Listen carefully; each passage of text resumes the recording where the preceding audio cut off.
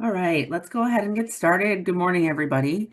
Thank you for joining us for Coffee with Corn, brought to you by the Corn Marketing Program of Michigan. I'm a little bit under the weather today, so excuse my voice if I'm a little creaky and have some coughing going on. But we're so excited to have you all here to join us. As a reminder, we have two of these happening every month for the next couple of months. So you can check out our website for information about the future events and to pre-register. Our next one coming up will be a market update with Josh Linville from StoneX. So before we hop into the presentation, just a housekeeping note is that you can ask questions of the speaker at any time by going to the bottom of your screen and clicking on the Q&A button there. So if you have any questions that come up during the presentation, go ahead and stick them in there, and then at the end of the presentation, we'll have time to take some questions. So if you haven't met me before, my name is Angel Genio. I'm the communications director here at the Corn Marketing Program of Michigan. And we're joined today by Sarah, is it McKay? Is that Yes, you got it. Sarah McKay, who's the Director of Research and Market Development for the National Corn Growers Association. So I'm going to kick it over to Sarah to start the presentation.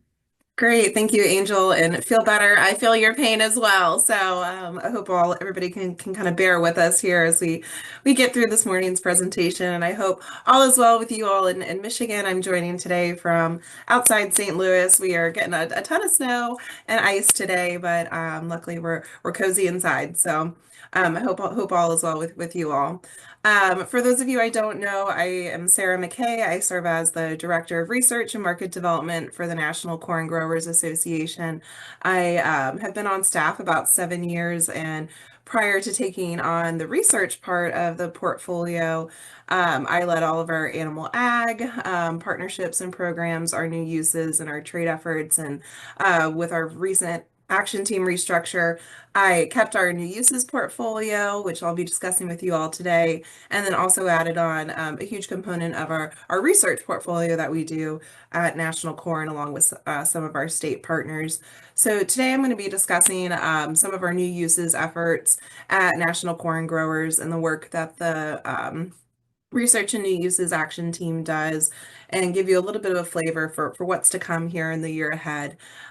So with that, I'm going to jump in, and I'll just, reference a little bit to our strategy at National Corn when it comes to new uses. And when we say new uses, I'll get into it in a little while, but essentially any new corn utilization related to bio-based plastics, replacing petroleum-based products, chemicals, materials, etc.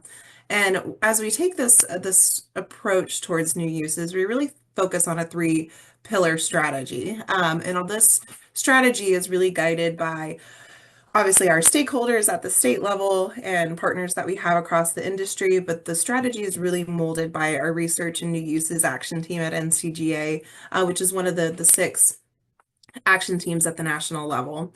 And we do have representation from Michigan Corn with John Delmati on the action team. So take comfort in knowing that Michigan is well represented on that action team as we formulate this strategy. So to jump in, as I mentioned, we take a three-pillar approach to creating new demand specific to new uses in the bio-based plastics, materials, chemicals space. The first is really to encourage and create that new demand. So this is a lot of the research that goes into new uses and new applications. This is priming the pump for innovation and new ideas and really thinking outside of the box. These are things like Consider Corn Challenge that I'll jump into later. Some of our known technologies work that we do with startups, as well as with investment groups to try to get folks excited about using corn as that industrial feedstock. The second pillar is we recognize in order to make corn that feedstock of choice, we have to really position corn as the obvious economic choice. So we really hone in on partnerships as we're helping these new technologies develop and roll out. we really focus on, okay, let's share the sustainability story of corn because that's usually the one of the very first questions we get outside of price and availability is, okay, talk to me about the sustainability of corn as an industrial feedstock. Reassure me that we're not competing for food or feed. And so we spend a lot of time educating people even at that very basic level all the way back to even just the difference between sweet corn and field corn, believe it or not. We spent a lot of time with some of these PhD researchers, even going back to that basic level. We also spent a lot of time working on communicating, just the availability of corn and how the US corn supply chain works. And again, as I mentioned, really positioning the value of corn as that industrial feedstock for these different processes. The third one is really help our customers sell corn to their customers. So we recognize once we even get past that initial threshold with some of these companies that are looking to switch to bio-based solutions, we have to really make sure that we're positioning corn as that choice. So that's communicating corn reputation, our LCA efforts, helping with that technology rollout. And this is where we'll spend a lot of time meeting with those end users, those CPG, consumer packaged goods companies, think the Walmarts, the McDonald's of the world, helping them understand if they want to replace, plastic packaging or their straws, for example, how do they communicate that back to their investors and their stakeholders and ultimately their consumers? So I mentioned that, new uses is a smaller area right now, and we recognize that, when we think about these three big areas of demand, animal ag, ethanol, trade as well, of course, but new uses being one that's continuing to grow, we recognize that we have to work in tandem with the other part of our demand portfolios. And we also recognize that as we grow one, we have to keep in mind how it's going to impact the others. So we work really closely when we're developing our new uses strategy and pursuing our programs to make sure that we're communicating with our animal ag partners to ensure that they'll have a consistent, um, a feed supply, and then of course with our ethanol producers, because in a lot of cases there's an opportunity for ethanol to be a building block for a lot of these new bio-based chemicals and materials, and to be part of that biorefinery process. So we really feel like there is a huge opportunity as we increase the opportunity for new uses. It's also helping both the animal ag industry as well as the ethanol industry. So, back to something you might even be wondering, okay, new use is great. What are we actually talking about? So these are things beyond, right, the traditional uses of corn. So beyond, exports, beyond feed for animal ag, beyond DDGs, beyond ethanol, beyond even sustainable aviation fuel at this point, though a lot of the new uses processes will help inform the alcohol to jet process for SAF, sustainable aviation fuel. But when we're talking about the new uses portfolio at NCGA, we're really focused on, as I said earlier, those renewable bio-based materials and chemicals. So these are things like your plastics, like your plastic cups, to your plastic water bottles, to the container that your personal good, shampoo, conditioner, face products come in. Even things like your jugs for chemical applications or just daily household use. There are also things like your intermediate chemicals, things that go into linings or acrylics, applications for nylon, for mechanical belts. Um, New uses also include bio-based solvents, so butanol, ethyl acetone, things like paint thinners, things that are traditionally made from petroleum-based products that can be made from bio-based products instead. Single cell protein feeds applications, those also are considered new uses. Things like amino acids, which is becoming very timely right now as we look to shift to more of or identifying opportunities for more US focused supply chain resiliency. Things like nutraceuticals, like omega-3s, different vitamin applications. One of my favorite new uses or maybe not as known use of corn is actually in citric acid and things like your vitamin C supplement, for example, to help combat colds this time of year. Other applications, things like carbon fiber, so the shell of your car. We've actually worked on some partnerships with the National Renewable Energy Lab, which we'll be visiting again while we're all at Commodity Classic. That's an acrylic carbon fiber application that can be used, as I mentioned on for industrial uses for vehicles and others, and some exciting technology there that's all derived from corn-based sugar applications. So specifically, what are bioproducts and bio-based plastics? I wanted to delve a little bit more into, we have this whole new uses, pie, and that pie is continuously expanding as new and novel technologies are developed. But I wanted to spend a little bit time in particular on bio-based plastics, since that's what most of us are probably the most familiar with in this space. And so essentially, when we talk about bio-based plastics, these are plastics, and this is specific to the US, and we are working on some language with our partners at the Corn Refiners Association as well as the Plant-Based Products Council to even get some more clarifying definitions into Farm Bill terminology and into legislation so that things are very clear to consumers as far as what's bio-based or what may just be bio-attributed, but we can get into that later. So bio-based products, these are essentially all made in whole or partially a good percentage from renewable resources. Obviously, in our case, corn, but a lot of the work that we do, we are feedstock agnostic because we've seen that a rising tide lifts all boats in this space. Sometimes you have these renewable materials that are converted into monomers. So those are going to be your single cell molecules. That's things like your lactic acid or ethylene, for example, that can be gone and used for other applications. And then usually you link those smaller monomers together to make your polymers. And those are going to be things like your saran wrap type applications or things like your polyethylene. So think your PVC pipe, but if that were to be made from corn. And then you even have some polymers that have both your traditional bio-based polymer application that are maybe combined with a monomer from the petroleum industry, which is still value added for corn demand. So that's something like a carpet fiber, or another project that I know that one of our other state partners over at Iowa has been really involved with has been with Lululemon and some of their applications to go into nylon leggings and other athletic wear.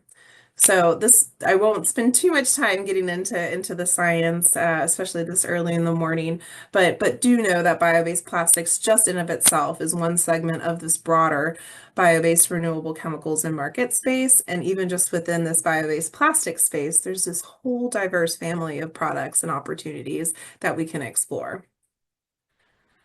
As just to kind of, this is, more meant for kind of reference later if you want to go back into, but a lot of the challenges that we see when exploring bio-based products have to do with the degradability. So it is oftentimes kind of a consumer misnomer that they can just, if it is a bio-based plastic, that they can just toss it into their home garden and it'll compost. And that is one of the challenges in this space, are all the nuances that take place within the bio-based technology and the end of life component. So you can have a bio-based plastic, but that doesn't necessarily mean that it is biodegradable, which is different from compostable, which is different from industrial compostable, which is different from recyclable. And then you even have in some applications a corn to chemical transformation that will still act very similar to the petroleum incumbent and take decades, if not, centuries to degrade. So what this is kind of showing you here is that as we're developing these bio-based plastics or other applications, you really have to evaluate what is the desired degradability with what is the durability of that product. So for example, your bio-based your soda bottles, for example, you want that to have a component of bio-based product, but you also want it to be durable enough to keep that carbonation in. So as you try to to increase the biodegradability, you may lose that durability and that opportunity to keep that CO2 in and to preserve shelf life. So these are just some of the things that the scientists that we work with and the companies in the space, they're always balancing those qualities. And again, too, we're really working on some consistent and clear definitions around what is biodegradable versus what is compostable for home use versus what is industrial compostable. So it needs a higher temperature and a higher amount of time to actually decompose versus what is recyclable versus what is, actually durable and going to take longer to biodegrade. Again, this is meant more for just some acronyms for reference back later. I will try to spell out most of the acronyms as we go through today. And like I said, I won't get too far into detail, but the ones that you all are mostly familiar with are probably the PLA, the polylactic acid. These are, things like your single serve water cups or your utensils, your PHA, your polyhydroxy alkanates. Those are going to be, more for your home compostability. So something that will biodegrade. Think like a cornstarch straw, for example. Your polyethylene, PET, that's going to be things like your actual durable packaging applications. Polyethylene, again, that's your your plastic bags, balancing the durability, right, to be able to hold a lot of weight with the opportunity to degrade.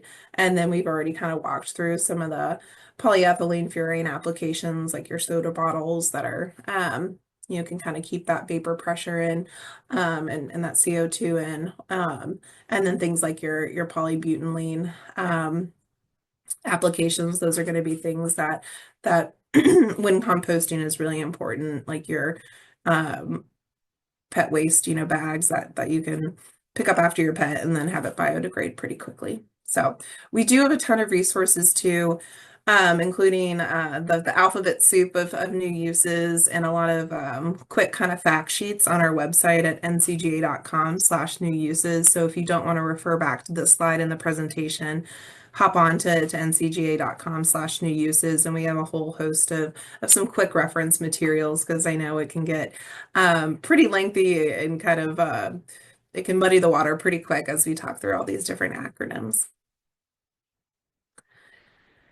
I did just kind of want to, again, we've talked through some of this, but wanted to demonstrate a couple examples of those different properties that I mentioned before, as far as, balancing that durability and the performance of the plastics applications. And this isn't limited to just plastics. This is just an example here, but a lot of times even in the chemical and other material space, again, you're balancing the performance of that product using a corn-based, bio-based chemical or intermediate with what is the function that it actually has to serve. So here you can see some different commercial compostability time frames, as well as if it were to just go, and degrade and in a marine type environment. And so really what you're trying to balance is that degradability, but also with, the functionality. So um, does it provide the structure of the product that you want? Does it have the temperature resistance needed?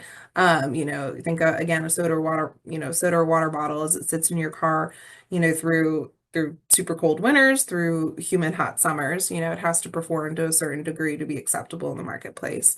Um, and what's really exciting is, as we meet with all these different researchers and labs, they're constantly, evolving and developing new principles and practices that help make these bio-based solutions more realistic in the marketplace. You can see here that, the opportunity in the bio-based, plastic space, if we can, and just the bio-based products in general is huge. The bio-based polymers marketplace is really poised for tremendous growth. It's anticipated that it's expected to grow at a rate of 18% through 2028. And that's, around 27.3 billion, dollars that this industry could potentially represent. And you can see that even if we were to reach that forecasted growth in 2028, these bio-based plastics in particular would only be about 3% of the total plastics market. So there's a huge opportunity here, especially if we can help overcome a lot of those barriers as far as performance and end of life, and then of course overcoming the cost and the manufacturing technical challenges. And again, this just gives another snapshot of really, particularly in the US, what are the capabilities that we have to retrofit existing ethanol facilities or other biorefineries. We see, both, renewable companies as well as the more traditional petroleum-based companies really looking at bio-based manufacturing as an opportunity moving forward. So we really are um, poised to really take on this opportunity here in the US as we, really leverage our current supply chain and bioprocessing infrastructure and continue to support the opportunities in this space. So I want to dive in a little bit into this should hopefully have given you a little bit of background of where we've been in the past and kind of the opportunity, moving forward in the bio-based chemicals and marketplace. And so now I want to get into a little bit more about what is NCGA, National Corn Growers, and our state partners actually doing, as we fit into that three-pillar approach. And give you a couple of tangible examples. So the first one I'll start off with is the Radical Challenge. This was a first of its kind challenge that many of our state partners invested in and took on. This was an innovation challenge that was really seeking um, to, new technologies that, were sustainable business models to create new long-term demand for corn production. So the state partners got together, and when I say state partners, these are the state corn associations and made a $1.5 million investment to invest into the winner or winners of the Radical Corn Challenge. So we launched this in 2024. There was 132 entries that were narrowed down to 30 for Radical to do the due diligence process, and then they narrowed down those 30 to the top four finalists, and it was really exciting for NCGA to see in particular that of those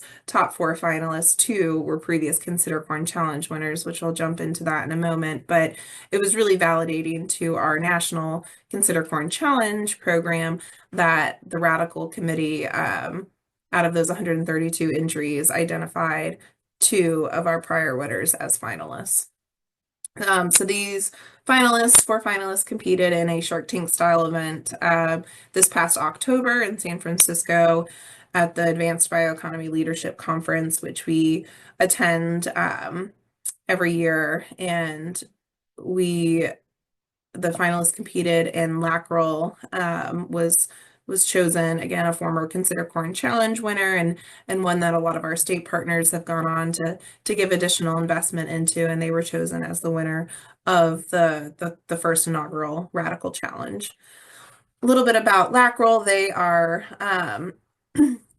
as I mentioned, a former Consider Corn Challenge winner, but they are a company that spun out of the polymer lab from the University of Minnesota, and they make a bioacrylic application, or they have a bioacrylic technology that can be used in everything from personal care products to things like your baby diapers, replacing that petroleum-based acrylic component with a bio-based one made from their corn bio-based acrylic acid application. And so that essentially, helps with absorbency. It is, as I mentioned, the standout market for that application is typically in your diaper market. And so, happy to jump in more about Lackrell if there's any other questions, but I wanted to give a little bit of a nod to Consider Corn Challenge, and this will be the fifth Open Innovation Challenge that we have done as the National Corn Growers Association. To date, we've awarded $700,000 in prize money to winners across the previous challenges, and these winners have gone on to receive additional funding from not only the federal, government, but also from public and private grants. They've entered into joint agreements to really scale up and take their technology to the next level. We've helped them obtain registration for state bio-based production incentives, and these winners have gone up to scale up to the next phase of development. And of these winners, all are in production or all in business still, working towards commercialization, with the exception of two, which when you look at the startup environment, to have that many successful startups still in business is a pretty good track record. So as we look towards our fifth Consider Corn Challenge, our research and new uses action team at NCGA has increased the prize pool for this year's challenge to 300,000, and they have decided they wanted that to be awarded to 1 to 3 winners that will be selected by an industry panel of judges. And we plan to launch this Consider Corn Challenge in early March. We will close the challenge towards the end of May, and we will plan to have the judging process through June and July. And then we will announce the winners at the BioInnovations Midwest conference in Omaha in the fall. It's actually in September of 2025. And I just want to spend a moment kind of differentiating from the Consider Corn Challenge and the Radical Challenge that I discussed before.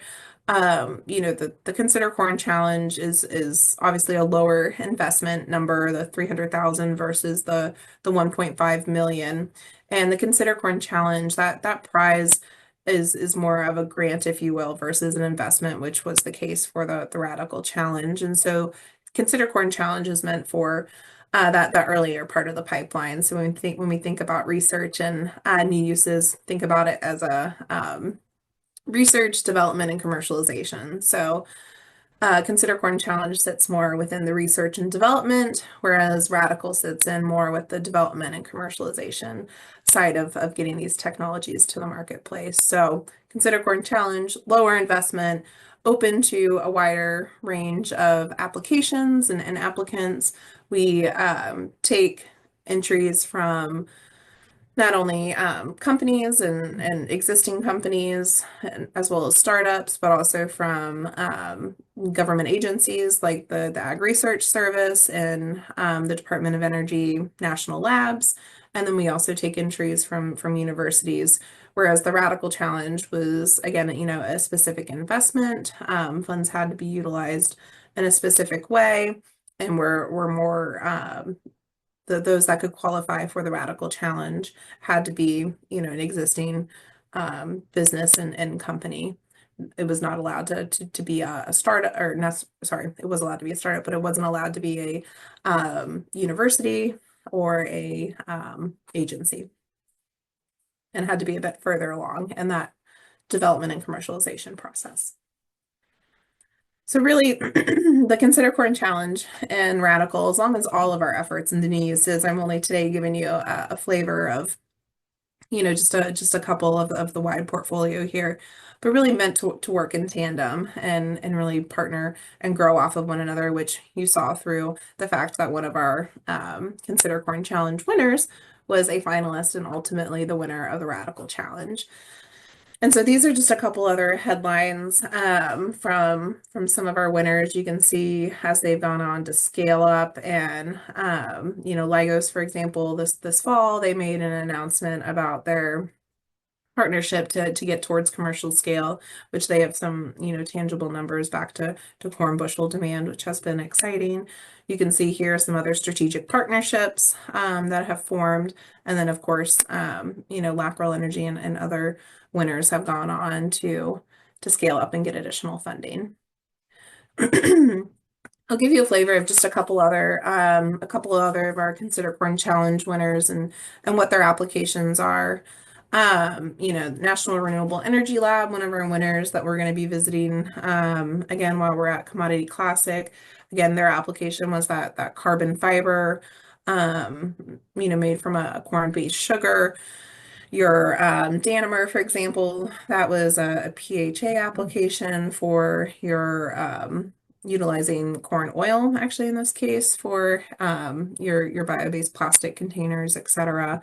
Silatex, they're working on an encapsulated e-ethanol application. And Catalyx was really targeting some more of those intermediaries that are traditionally made from petroleum-based chemicals, but can be made from bio-based and corn-based sources instead. And again, a couple other winners, Vertimass. Many of you all are probably familiar from kind of watching their activities in the ethanol and SAF space. But Exopolymer, another winner there out of the Bay Area, looking to scale up in the Midwest, and they have an application for a bio-based hyaluronic acid. So think things like in your face care products or your moisturizers, replacing that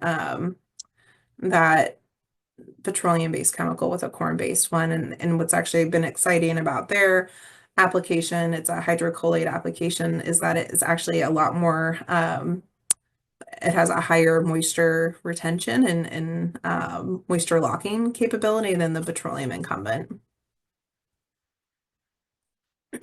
That's a little bit about, again, as we think about our pipeline and some of our efforts on the Consider Corn Challenge and Radical. And so now I just kind of wanted to give a little bit of a nod to some of the other stuff that we're working on across the bio-based economy. And one of that is this national incentive that we have been working on for bio-based chemicals and renewables, where we've been working with a variety of our industry partners to develop a national incentive to help spur this commercialization and production. So this is something that we've been working pretty aggressively towards, and it will really help all of our efforts across the commercialization and development space as well.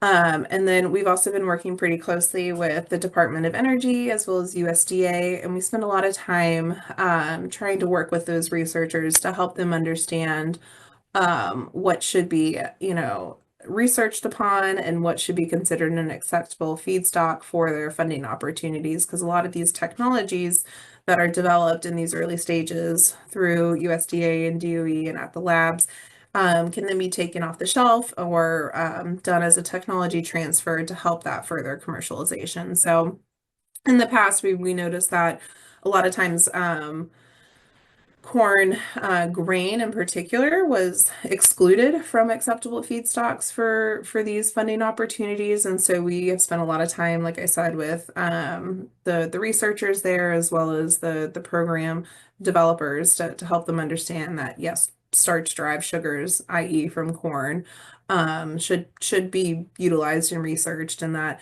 this historical food versus fuel kind of argument is not merited.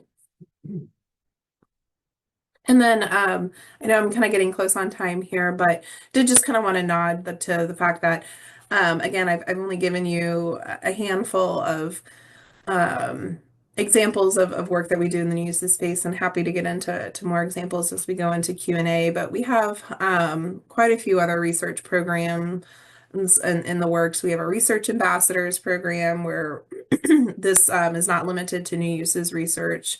It's mostly, in the corn breeding and agronomy and genetics space, but we have seen a lot of value in kind of helping inform those research ambassadors about what we're doing on the new uses side and how maybe what they're working on even at their research level could influence downstream some of the new products that we develop.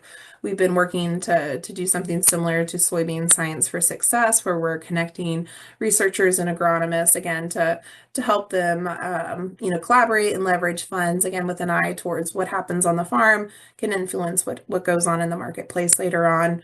And then we have a handful of other projects, including like a bio-based coating application that can be made for a slow release fertilizer that we are working on, and again just a handful of a variety of the different efforts that we have in the new uses space. So to wrap up, I started with, this slide demonstrating our three-pillar approach towards, creating consistent and increased corn demand and really working with, researchers and that the folks, within the pipeline to prime the pump for new innovation on corn, really working with those middle market folks that are developing the technologies, helping them understand that corn is the economic choice, and then making sure that they're armed with the information around corn as a sustainable choice so that once these products are introduced into the marketplace, that they will be accepted and preferred over the petroleum incumbents. So, kind of in closing, we really have been working hard at NCGA and with our state partners to, leverage a lot of our ongoing activities and develop new ones in the new uses space. And we really try to focus across all three levels of the supply chain, across research, development, and commercialization. And we do all this while creating those new opportunities, but also improving efficiency and building trust. And of course, we spend a lot of time too making sure that we're connecting everything that we're doing in the new uses space back with our current demand and making sure that our customers in the ethanol and animal ag space are brought along this journey as well. So with that, I'm happy to take any questions that you all have, and happy to discuss further. Thank you. So a reminder to the folks that are on the webinar, if you click that Q&A button down across the bottom of your screen, you can submit any questions that you have for Sarah or anything for us here at the Corn Marketing Program of Michigan, and we'll do our best to answer those. While we're waiting for a couple of questions, if we can kind of just back up as the staff member that works with that A team, why is it a priority for NCGA to be working on developing these new uses? No, thanks. Yeah, great question, and one that, especially in this farm economy and environment, we recognize that we have to create new and novel uses to help support the farm economy and our corn producers. That we have to create additional demand, and while we're creating this demand, it has to be, sustainable not only in the traditional sense, but from a business perspective. And really this ties back to our grower profitability and being able to stay on the farm and bring generations back to the farm. So this is a huge priority for NCGA and our growers, and I know for many of our states as well, and something that we are committed to working, as I mentioned, across the whole value chain to develop those new opportunities. We did have a question from somebody on the call. They're asking about some specific research at MSU, but I think I want to take it a little bit broader than that. And could you talk a little bit about how these research projects at NCGA are funded and if there are any challenges that you're seeing in light of some of the Yeah. funding freezes and things going on at the federal level? Yeah, no, great question. And, specific to the professor and researcher there at MSU, I would encourage them, and I made a note of that name so that I could reach out directly. As we're launching this fifth Consider Corn Challenge, it would be great to have them apply and put in some of their ideas and their research projects. But even if there are some that may not be a fit for Consider Corn Challenge, we can work with them to connect them potentially with other investors. We do one thing I didn't even touch on in this presentation is that we do work with venture capitalists and investment communities too to help them, one, identify opportunities that they may want to invest in, but also to help them justify back to their stakeholders why they are investing in bio-based solutions and bio-based solutions from corn in particular. So I'm happy to connect with that researcher there at MSU and work with them to see where we can possibly help. Um, I think back to the broader question or, as far as, implications of funding cuts, right now we do work pretty closely, as I mentioned, with the Ag Research Service and others to advocate for that funding for them. We're frequently, partnering with them to submit appropriations requests or just even, for example, at the USDA ARS lab in Peoria. We work pretty closely with them as they need to get new fermentation tanks or new greenhouses for research. How can we help them get connected with the right people to push that funding forward, or even once funding's been awarded, get the process started. That said, luckily to right now, I haven't heard of too many of our ARS or DOE projects being affected right now with some of the cuts. I anticipate that there will be some issues moving forward, but one thing that we have tried to do is really pivot the work that we're doing in the new uses space. And not necessarily pivot the work, but pivot the messaging to really emphasize the fact that everything that we're doing in the new uses space can tie back to expanded US manufacturing. We have some great studies and data that we've done on how bio-based manufacturing can increase economic development, both for urban and rural areas in particular. And that's where we work with like BioMade, for example, BioPreferred, all of our states, economic development departments, again, communicate the value of that US based bio-based manufacturing and the opportunity for expansion. Um, and then we also, have a whole list of chemicals and products that are currently being sourced from outside of the United States that we have identified that we can help work with technology providers and researchers here to provide a US source for. So hopefully that answers your question as far as, the implications of some of the funding cuts and how we're trying to position our work to align with current priorities. Yeah, definitely. And there's with the questions sort of around MSU researchers and state level stuff, I do just want to make sure that people know that the research that NCGA is doing is something that the Corn Marketing Program of Michigan has invested in, but it is separate from our state-based research portfolio. So if you're interested in the sort of things that we're doing on the research front in Michigan, I would encourage you to join us on March 20th, where we'll be talking to one of our researchers about some of our state-based research. I know we did as a marketing board invest in that radical challenge, and again, John Delmati, who is one of our farmers, sits on this A team talking about new uses. Yeah. I might We also add to your point, Angel, on that. We do, as National Corn, we have a monthly new uses consortium meeting where we bring together staff from national and all of our states so that we can have some sharing of the research that's going on, and if there are opportunities for joint investment and leveraging those resources so that these projects don't stay siloed. So that's one of the things that we've found a lot of value in, that if a great idea does come out of MSU and it gets to the point where you all as Michigan Corn say, hey, why don't we take this to the other states and national and see if maybe they want to invest and help take this to the next level. So that's the consortium is a forum to help do that. Yeah, that's a great point. The corn states do have a really close working relationship across all aspects of what we do, whether it's market development, research, education, all of those things. We do have time for a few more questions. If anyone has anything lingering, please feel free to put that in the Q&A. I do see we have another question that's also about the funding cuts, and I think it's fair to say that there's a bit of uncertainty and maybe anxiety about how things are going in DC. The corn marketing program doesn't lobby, but the National Corn Growers Association does, along with our state organization, the Michigan Corn Growers Association.